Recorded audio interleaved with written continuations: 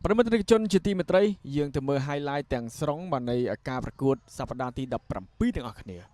ការប្រកួតរវាងក្លឹបបាល់ទាត់ Like Thai Persenu បាទជាមួយនឹងកងយុទ្ធពលខេមរភូមិន្ទដែលធ្វើឡើងបាននៅកន្លះឋាន Live ការប្រកួតចាប់ផ្ដើមនៅវេលាម៉ោង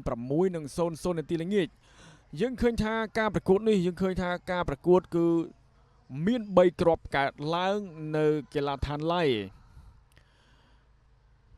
បាទទោះបីកាតក្រហមមួយយ៉ាងណាក្តីពីកងយុទ្ធពលខេមរភូមិន្ទប៉ុន្តែនៅតែធ្វើបានល្អនៅក្នុងការប្រកួតនេះ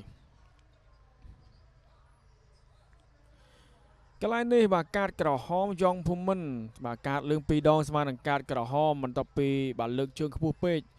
ឱកាសដំបូងរបស់បាទ Light SC កន្លែងនេះការតតឆ្វេងហើររំលងរបស់ទីបាទពីការតតរបស់គូសុភ័ក្រ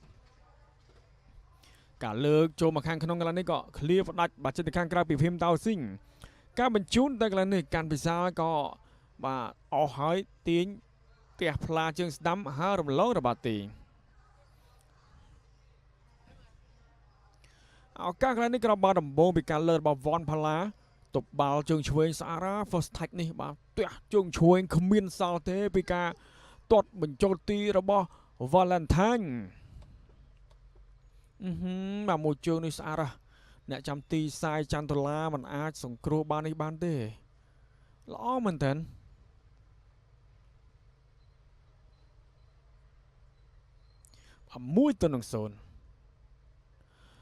កន្លែងនេះការកាត់បាល់ចូលមកខាងក្នុងជះបាទពីសាយចន្ទឡាបុកបង្គោលទីចេញទៅខាងក្រៅ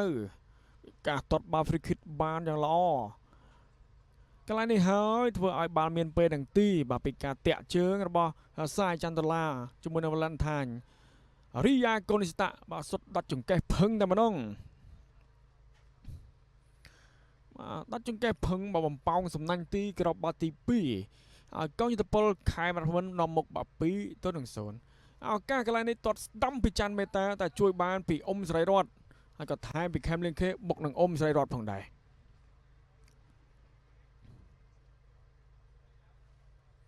ឱកាសទៅកន្លែងនេះហើយក្របបាល់ទី3កាត់ឡើងពីការបញ្ជូនរបស់រីយ៉ាកូនីស៊ីតាសូកូតាអូកាទាត់ស្ដាំបំប៉ោងសំណាញ់ទីរកបានក្របបាល់ទី3ឲ្យកងយុទ្ធពលខេមរភូមិន្ទបាទគឺនាំមុខបាទ3-0